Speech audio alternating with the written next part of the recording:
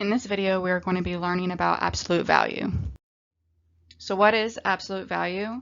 The absolute value of a real number is its non-negative value without regard to its sign. So what this means that any number that's inside of the absolute value, it will always be positive.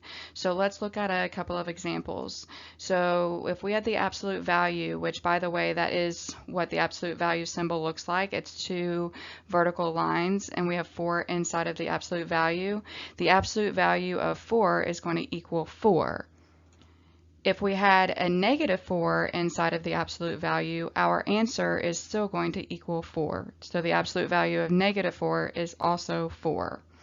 Now note, if we have a negative on the outside of the absolute value, what this means is technically we are multiplying negative 1 times that absolute value.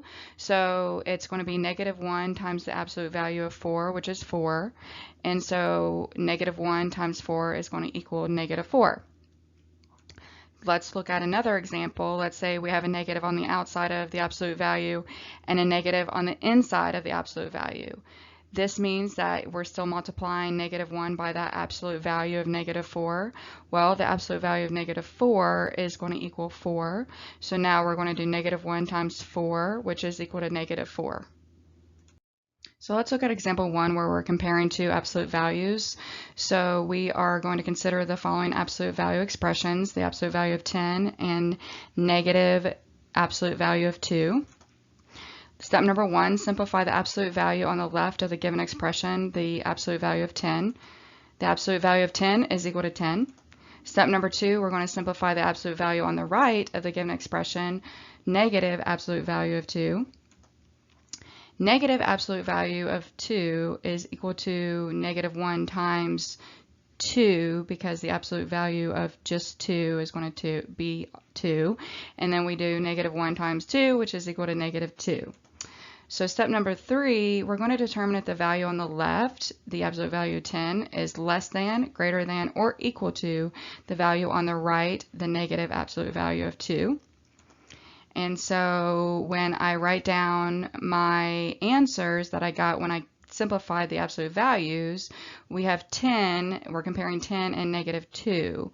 Well, 10 is actually greater than negative 2, so that's what would go in our space.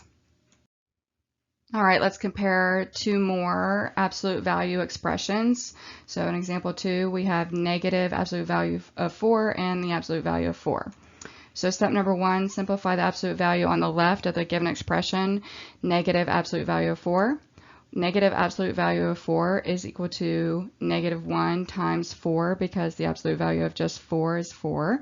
So then we do negative 1 times 4, which is equal to negative 4. Step number 2, we're going to simplify the absolute value on the right of the given expression, which is the absolute value of 4. The absolute value of 4 is just equal to 4.